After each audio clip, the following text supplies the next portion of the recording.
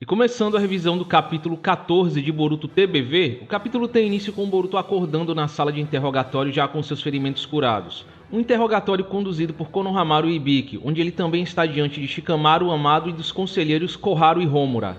Após um rápido diálogo entre Boruto e Konohamaru, onde Konohamaru explica melhor sobre o funcionamento das algemas do Amado, destacando a sua resistência que o Boruto não conseguiria usar selos, ou seja, o seu Hiraishin seria inútil, como também tranquiliza Boruto sobre o paradeiro dos inimigos, a situação de Sarada, Himawari e o time 10, o foco muda para o Inojin já no hospital, sendo observado por Himawari, o restante do time 10 e a Ino, enquanto recebe um tratamento diretamente da Sakura, aparecendo no mangá depois de um longo tempo, onde ela parece surpresa com a cura que o Inojin recebeu, sem acreditar que ele teve o torso perfurado. Mas apesar do Inojin estar fora de perigo, ela também destaca que o fluxo de chakra dele estava bloqueado e que eles fizeram bem em trazê-lo.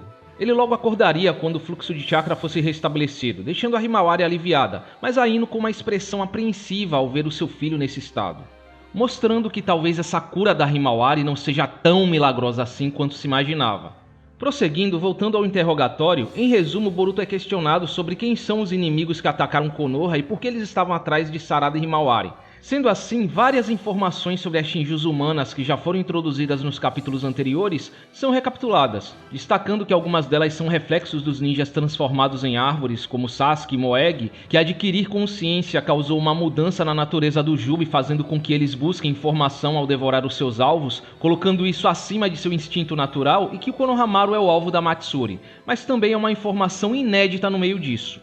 O Boruto esclarece que o Juro é quem estava as incitando a fazer isso e que ele é um caso especial. Ele não possui um modelo diferente do que houve com Sasuke e Moegi. Ele era a encarnação do próprio Jubi, a causa principal da crise que eles estavam enfrentando, e que sua derrota resolveria a crise do planeta. Uma informação que meio que já coloca um ponto final em muitas teorias e questionamentos feitos em cima do Jubi nos últimos capítulos, mas esse é um assunto para as considerações finais. Em paralelo, ele está acompanhando o interrogatório pelo Seiringan junto de Kawaki e Daemon, onde o Daemon provoca o Kawaki, o questionando sobre o que ele iria fazer quando o Boruto contasse tudo, pois mesmo que ninguém acreditasse que eles trocaram de lugar, a história de que o Boruto matou o Hokage foi uma mentira do Kawaki. Mas por sua vez o Kawaki só ignora, dizendo que as coisas não vão mudar em nada, não importa o que o Boruto diga, assumindo que ele era a causa do desaparecimento do sétimo de qualquer jeito, já que ele era um Otsutsuki que poderia sair do controle a qualquer momento. Ele não tinha outra escolha a não ser matá-lo, mas antes disso ele precisava das informações que ele tinha para lidar com os inimigos misteriosos. Enquanto isso, Mitsuki aparentemente está escutando tudo do lado de fora da casa. Prosseguindo, voltando ao interrogatório, o Konohamaru questiona o Boruto sobre como ele sabe de algo assim e como ele descobriu isso. Dependendo da resposta, eles iriam julgar se a história do Boruto era confiável ou não, mas o Boruto obviamente não revela sua fonte, apenas deixando claro que suas informações vêm de um único homem, o que acaba gerando um certo atrito entre eles. O lado de Konoha não é capaz de acreditar em um traidor sem alguma base, mas em contrapartida o Boruto estava bem ciente da sua posição. Ele sabia que só estava sendo mantido vivo por conveniência, porque tinha informações.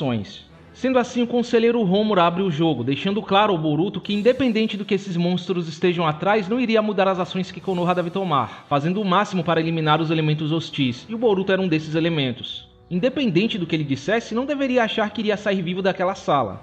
Em seguida, a conselheira Koharu questiona o Boruto perguntando por qual razão ele matou o sétimo, pedindo para que ele fale com sinceridade e prometendo uma morte sem sofrimento. Enquanto isso, Shikamaru tem um flashback da conversa que teve com Boruto da primeira vez, a conversa que o convenceu a ajudá-lo, mostrando o funcionamento da onipotência na memória de alguém em primeira mão, onde a razão da troca de papéis entre Boruto e Kawaki é completamente apagada da memória do Shikamaru. Ele apenas lembra que o Kawaki é a causa da influência de alguma coisa, mas não sabe dizer o que é. Porém, mesmo não sabendo com que base ele ainda confia no Boruto, sabe que ele é Uzumaki Boruto por alguma razão. Acredita nele e tem memórias de ter decidido confiar nele mesmo indo contra a lógica, e decide que não pode deixar que o Boruto morra num lugar como aquele. Por sua vez, o Boruto responde a Koharu que não matou o sétimo, e que ele e sua esposa estão bem em um lugar seguro. Mas também não tem intenção de contar onde é este lugar e qual é a necessidade de escondê-lo, fazendo com que os conselheiros assumam que ele está mentindo, e é aí que o Ibiki entra em ação e começa um interrogatório de verdade. Enquanto isso, Shikamaru tenta contactar a Ino, pedindo para que ela entre em contato com Boruto em segredo como da última vez. Mas dessa vez eles entram em desacordo, não só pelas regras que eles estão infringindo ao fazer isso, mas também porque a Ino está preocupada com Shikamaru. Ela não entende por que ele está apoiando Boruto tanto assim. E após encarar o Inojin uma última vez, ela toma o seu lado e nega o pedido do Shikamaru mesmo como um amigo. Prosseguindo, Ibiki espanca o Boruto até mesmo conseguindo arrancar sangue dele, dizendo que esteve morrendo de vontade de dar uma surra nele nesses últimos 3 anos por ter matado o Naruto. Mas o Boruto apenas debocha com a cara dele, respondendo que ele estava com muito tempo livre. Um trecho que em particular está gerando uma discussão sobre power scaling bem desnecessária, mas esse é um assunto para as considerações finais. Enfim, apesar de tudo, Boruto não parece alguém que cede à dor. Sendo assim, o Shikamaru sugere que eles deveriam usar veneno e pede para que chamem o Mitsuki, assumindo toda a responsabilidade indo contra os avisos do Konohamaru sobre a sede de sangue no Mitsuki em relação ao Boruto e a possibilidade dele simplesmente matar o Boruto na hora. Enquanto isso, Aida conta ao Kawaki que o Boruto não parece ter intenção de contar o que ele fez. Pelo contrário, ele parece estar tentando proteger a posição do Kawaki na vila, deixando o Daemon confuso, não vendo sentido nisso, mas por outro lado, o Kawaki parece entender a razão disso em silêncio. Voltando ao interrogatório, o Mitsuki entra na sala onde o Boruto está, mas antes é avisado pelo Shikamaru para controlar as suas emoções e cumprir o seu dever, enquanto o Shikamaru curiosamente segura sua mão por um momento. Mas enfim, ao entrar na sala, o Mitsuki recebe mais um aviso do Konohamaru, destacando que o objetivo é extrair informações e para que ele não mate o Boruto de jeito nenhum. Mas o Boruto acaba o provocando, fazendo o Mitsuki partir para cima dele com o Sennin cativado. Mas logo tudo é revelado como parte de uma grande encenação. O Mitsuki usou isso como uma distração para libertar o Boruto e dizer onde suas coisas estavam. Sendo assim, o Boruto fica livre para usar o Hiraishi, mas antes deixa claro a todos ali que não os vê como inimigos e pretende fornecer informações dependendo da necessidade de acordo com seu julgamento, e parte logo em seguida. O que deixa o Konohamaru bem confuso, pois os únicos que sabiam o código de destravar as algemas eram ele, Ibiki e Shikamaru, e ele não via a razão para o Mitsuki ajudá-lo, pois nesse ponto ele ainda não sabe que o Mitsuki foi convencido pelo Boruto. E nisso o Mitsuki tem um pequeno flashback mostrando que o Shikamaru lhe deu o código. Lembrando que o Shikamaru ouviu a conversa que o Mitsuki teve com o Boruto através da Ino, ele sabe que o Mitsuki é um aliado do Boruto. Então toda essa situação fez parte de uma estratégia para ele libertar o Boruto, confiando que o Mitsuki entenderia suas intenções no momento em que recebeu o código. Genial! Bom, logo em seguida, o Shikamaru recebe um sermão dos anciões pelo fracasso no interrogatório e por terem perdido a oportunidade de eliminar o Boruto, até avisando que era para o Shikamaru se preparar, pois certamente o Daimyo ficaria furioso e esse incidente traria consequências. E chegando ao final do capítulo, de volta ao escritório do Hokage, o Shikamaru recebe mais uma vez a visita de Sarada e Sumire, com a Sarada perguntando como foi o interrogatório, até que de repente ele recebe uma ligação do Kankuro, informando que Gaara e Shinki foram derrotados. Quanto ao Shinki, ele estava em estado de árvore, mas felizmente ambos estavam vivos. Em todo caso, ele daria mais detalhes depois e pede ajuda ao Shikamaru. Enquanto isso, no esconderijo das Shinjus, a nova Shinju nasce, uma Shinju baseada no Shinki para a surpresa de 0 pessoas. Chamada Ryu, que nos kanjis usados pode ser traduzido como pó, partícula ou grão de areia, a mesma vista na visão do Kashinkoji. E assim o capítulo termina. Agora, indo para as considerações finais, em geral esse aqui foi um daqueles típicos capítulos de transição que parecem mais ter a função de preencher volume ou segurar a história que vimos tantas vezes em Boruto NNG, sem uma grande progressão real da trama, servindo apenas para situar o restante do elenco de Konoha sobre a situação atual com informações que os leitores já sabem e gerar alguma tensão. Eu entendo que isso é importante narrativamente falando, afinal os personagens envolvidos não sabem dessas informações, especialmente com relação ao Naruto estar vivo, e o Shikamaru infelizmente ainda não pode falar diretamente sobre o que ele sabe a alto escalão, ou do contrário levantaria muitas suspeitas em volta dele. Mas o meu problema é que há formas mais eficientes de se fazer isso sem gastar metade de um capítulo em discussões repetindo informações que os leitores já conhecem. Parte desse interrogatório poderia ter acontecido em off, talvez até dando espaço para que outras coisas fossem abordadas como o que está acontecendo em Suna em detalhes. O capítulo basicamente terminou exatamente do mesmo ponto que o anterior, sem adicionar muita coisa além do que está acontecendo em Suna. Mas por outro lado, embora o capítulo não tenha novas informações, acho que teve sua utilidade. Em parte, tudo isso sendo revelado ao alto escalão e ao restante do elenco envolvido agora, acelera um pouco as coisas, deixando o direcionamento deles na trama mais direto e objetivo, sem rodeios. Temos que derrotar as Shinjus e descobrir se o Naruto está vivo, ponto. Eu até esperava que o Konohamaru só iria descobrir que ele é o alvo das Shinjus quando enfrentasse a Matsuri diretamente. Além disso, mostrou a onipotência afetando o Shikamaru em tempo real, estabeleceu os limites da Ino quanto ao seu apoio, estabeleceu o relacionamento de Boruto com Konoha daqui pra frente, o quanto ele está disposto a compartilhar, sua atitude em relação à vila, etc. Sem falar que sugeriu uma aliança entre Shikamaru e Mitsuki e finalmente nos deu um vislumbre do que está acontecendo fora de Konoha.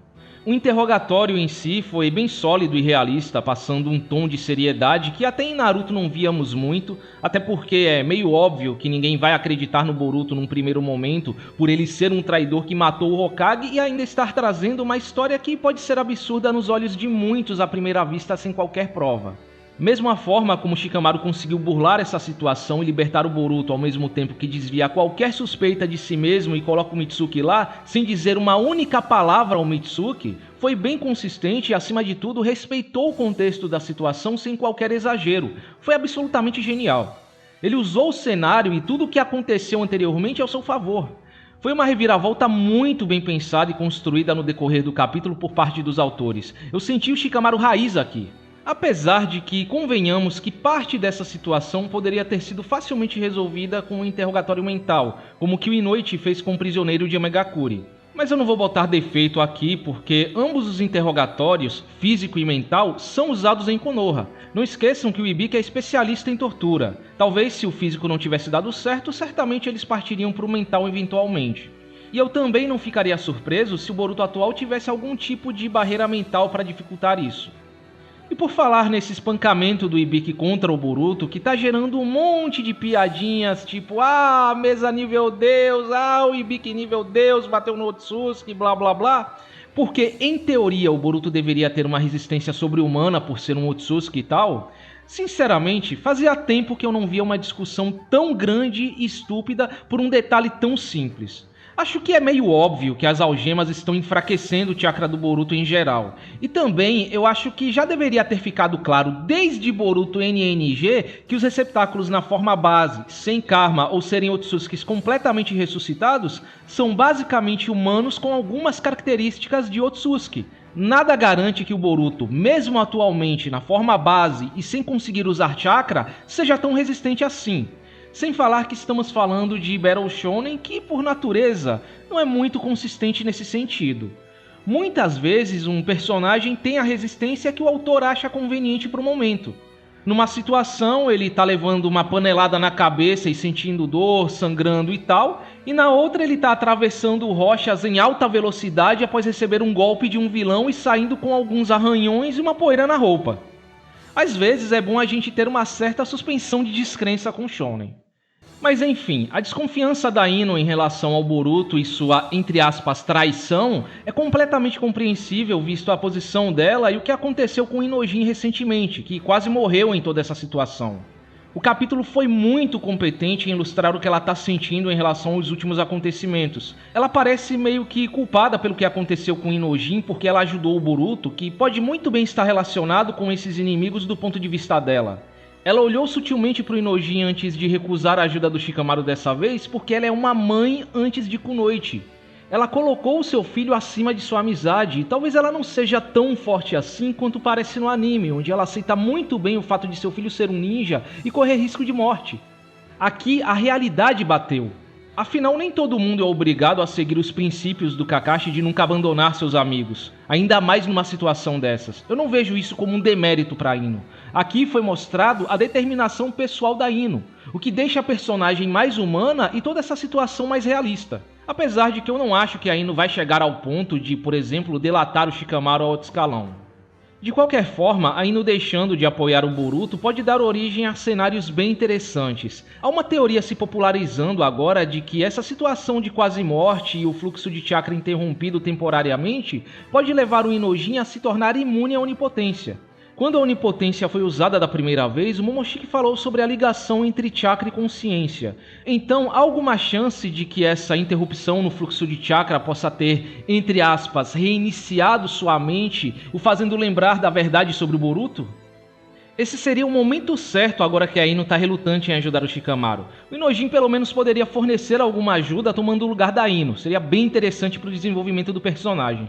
Mas enfim, esse capítulo deixou mais evidente do que qualquer outro que a onipotência não foi burlada tão facilmente assim como muitos alegavam e que Shikamaru e Mitsuki estão meio que acreditando no Boruto guiados por pura fé e intuição de que algo não bate nessa história.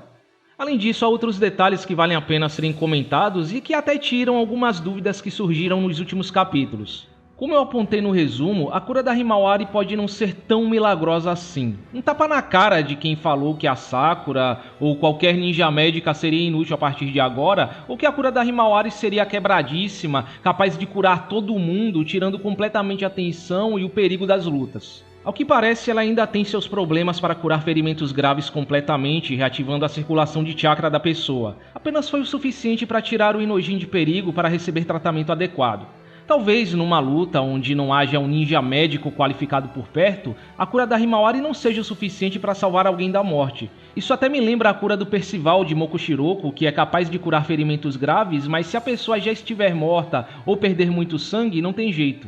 E por falar na Sakura, para quem tava pedindo a presença dela nessa situação, ai meu Deus, cadê a Sakura? É o marido dela atacando a vila, é a filha dela correndo risco e blá blá blá blá blá. Tá aí a resposta. Ela estava no hospital fazendo o trabalho dela, ponto. Espero que agora os fãs dela chorem menos, se bem que eu sei muito bem que isso não vai acontecer, infelizmente. Isso é até bom para mostrar que cada um dos Konoha 11 desempenham algum papel importante na vila. Nem sempre eles vão entrar em combate de cara. A Sakura é líder da divisão médica e responsável pelo hospital de Konoha. O papel dela é liderar e organizar essa divisão, ainda mais durante uma invasão à vila onde eles são essenciais. Os Konoha 11 só vão entrar na linha de frente se for altamente necessário, em uma situação que já saiu completamente do controle ou numa invasão de larga escala, como a invasão de Suna Konoha, ataque da Kyuubi, ataque do Pen, etc. Juri e Hidari ficaram uns 5 minutos na vila. Como acontecia em Naruto, quem vai lidar com as ameaças atuais são os ninjas de patente menor, os times normais, ou seja, a nova geração, até porque eles são foco. Já tá na hora dos fanboys dos personagens da antiga geração aceitarem isso. Eles são página virada, agora eles são um extra. Vão aparecer uma vez ou outra quando o autor julgar que eles devem aparecer ou que são úteis para a história. Eu entendo completamente a vontade dos fãs da Sakura de que pelo menos seja mostrado o ponto de vista dela diante de toda essa situação. Como ela está lidando com o fato do Sasuke ter se tornado um criminoso novamente, como está a relação entre ela e a Sarada, se ela acreditou nas palavras da Sarada ou não, mesmo sendo afetada pela onipotência como Sasuke, etc. Eu também gostaria de ver isso. Seria interessante e adicionaria uma camada a mais nessa situação. Acho que precisamos de um drama mais pessoal em volta de tudo que a Sarada está enfrentando por ficar do lado do Boruto. Mas, entretanto, todavia, eu não sou movido por meus gostos e vontades. Vou responder com a mesma coisa que eu disse quando Fandom estava exigindo reações da Hinata ao que estava acontecendo com Boruto. As reações da Sakura diante dessa situação, o que ela sabe, o que ela acha ou deixa de achar, não são prioridade, não são relevantes para a história que está sendo contada no momento. Eu não sei se vocês esqueceram, mas isso aqui é um Battle Shonen, não um mangá de Slice of Life. Não dá pra ficar mostrando a reação de todo mundo a tudo que acontece. O autor vai priorizar as relações interpessoais que são importantes para a trama. O Shikadai tinha uma bomba amarrada no pescoço e nem por isso vimos a reação da Temari quanto a isso. O Inojin está hospitalizado e nem por isso estamos vendo o Sai aí. As reações deles não são narrativamente importantes, ao contrário das reações da Ino e do Shikamaru, que são personagens completamente inseridos no plot principal. As reações deles, como vimos com a Ino, podem ser um artifício usado para mudar os rumos da história. Não é um mero detalhe que só foi jogado ali pronto para dar algum sentimento ao personagem. E também, tudo ao seu tempo. Isso se encaixa melhor numa conversa entre Sarada e Sakura numa situação menos frenética que ainda não teve tempo para acontecer. Apesar de serem 14 capítulos até agora, se passaram apenas algumas horas no universo da história, onde não faz muito sentido a Sarada ter algum tipo de conversa com a Sakura quando ela está tentando limpar o nome do Boruto e sobreviver a inimigos que solariam metade da Akatsuki. Enfim, se o autor decidir que esse é um detalhe importante, que os sentimentos da Sakura e sua relação com a Sarada devem ser abordados, assim será. Se não, é só mais um detalhe que ficará pro anime expandir em um arco original. Além disso, tivemos aí finalmente a confirmação de quem o Jura é de fato, foco de muitas discussões nos capítulos anteriores. No final das contas, ele não é uma amálgama de todos os que foram transformados em árvore como eu acreditava, ou uma Shinju baseada no Soeg, Shiki ou Jigen. Ele é a personificação do Jubi, simples assim. O núcleo do Jubi que precisa ser derrotado, já que o Boruto assume que a derrota dele resolveria essa crise. algo que eu já até estava meio em dúvida vendo as raízes no esconderijo, o que também por si só reforça a noção que o capítulo anterior passou de que a história está indo no rumo do Jura sendo o boss final ou no mínimo o sub-boss final, já que a derrota dele é a chave para resolver essa crise, pelo menos por enquanto não parece haver outra ameaça externa além dele. Mas eu tenho uma leve impressão de que há mais nessa história do Jura do que podemos ver. Eu até estava refletindo sobre algo que eu sugeri na revisão dos capítulos 1 e 2 quando o Tsumeaka semiconsciente com Rinnegan apareceu, que é o Jubi sendo, na realidade, um Otsutsuki transformado nisso, talvez como resultado da fusão com uma Shinju ou no mínimo com um pedaço de uma Shinju anterior. Como quando se usa uma fruta como um adubo, um intermediário para gerar novas mudas de uma planta através dos galhos da planta original enfiados nessa fruta. E eu digo isso me baseando no que é dito no capítulo 681 de Naruto, e reforçado pelo Databuki 4, de que o Jubi da guerra foi o resultado da fusão entre Kaguya e a Shinju, tornando a Kaguya a própria essência do Jubi. Ou seja, seria necessário sacrificar um Otsutsuki para criar o Jubi, onde tecnicamente o Otsutsuki perderia o raciocínio e se tornaria o Jubi, e um sacrifício para plantar a Shinju. Em resumo, seguindo essa ideia, eu não descarto a possibilidade do Jubi, na realidade, ser a personificação do Otsutsuki que serviu de base para o Jubi atual. Talvez até sendo um dos misteriosos Otsutsukis do Mural Rachado. Quem sabe, ambos foram sacrificados para criar tanto o Jubi que deu origem à Shinju da Terra, quanto o Jubi atual. Talvez o único buraco nessa possibilidade é que o Jubi originado da Kaguya conseguia transitar entre todas as formas, incluindo virar uma Shinju em si. Mas eu consigo ver uma explicação para isso com o fato da Shinju anterior ainda não ter completado seu propósito de absorver todo o chakra do planeta antes de ser convertida novamente em um Jubi. Ou há outro fator envolvido que nós ainda desconhecemos, como a forma em que a fusão acontece.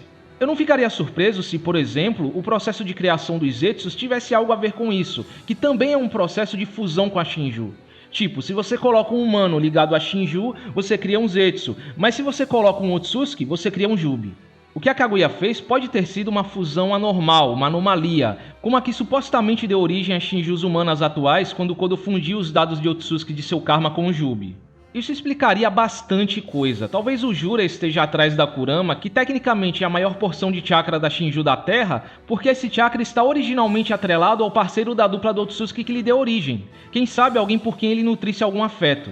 Isso também explicaria porque, diferente da Shinju atual, dita que será grande o suficiente para absorver todo o chakra do planeta, a Shinju da Terra não absorveu todo o chakra do planeta antes de criar um fruto, e porque era menor do que a Shinju atual será se baseando nas visões do Code. Talvez a Shinju da Terra tenha sido criada a partir do subordinado da dupla, o mais fraco, enquanto a atual foi criada a partir do líder da dupla. Lembrando que o Jubi que vimos na guerra já foi o fundido com a Kaguya, não há garantias de que originalmente ele tivesse um Rinne Sharingan como o Jubi atual. Enfim, devaneios à parte, pra mim isso seria como juntar o útil ao agradável em um mangá onde a história parece estar indo no rumo do Jura sendo o boss final, provavelmente ele vai continuar na história até o final, e onde não parece haver espaço para explorar os Otsutsukis mais a fundo, uma base para os misteriosos Otsutsukis do mural serem introduzidos, ou mesmo uma menção a Otsutsukis nos futuros que o Kashin Code viu. Tudo acaba com essas Shinjus humanas e a Shinju sendo plantada. Talvez a melhor saída seja juntar os dois plots em um só, com o Jura sendo a encarnação de um desses Otsutsukis do mural, caso eles não sejam explorados no anime, ou já sejam Urashiki, um possível subordinado no final das contas, ficando restritos ao anime como Deep Olga em relação a Kara, apesar de serem parte do grupo principal de vilões. Por fim, eu acho que a partir de agora é que veremos a verdadeira jornada do Boruto começando, com ele fazendo o possível para ganhar a confiança de Konoha novamente através de suas ações e da ajuda que ele dará nessa crise. Aos poucos, convencendo todos de que suas palavras são verdadeiras e que de fato Naruto está vivo, assim como Kawaki mudando aos poucos o seu objetivo de matar o Boruto ao ver que o Boruto não guarda mágoa pelo que ele fez e também quer protegê-lo, enxergando o Boruto que está além do Otsutsuki que ele quer matar, mostrando com pequenas ações o afeto que ele ainda tem pelo Boruto, mas esconde de todos. E já podemos ver um pouco disso com as ações atuais dele e suas expressões. No momento, ele ainda vê o Boruto como nada mais do que um monstro que pode sair do controle a qualquer momento. Ironicamente, não muito diferente da forma como os moradores da vila viam Naruto. Eu senti muito uma referência a Naruto na forma como ele falou do Boruto. Mas ele também sabe melhor do que ninguém que a intenção do Boruto é ajudar nessa crise. Talvez por isso ele não tenha falado nada sobre o sapo do Code que ele achou.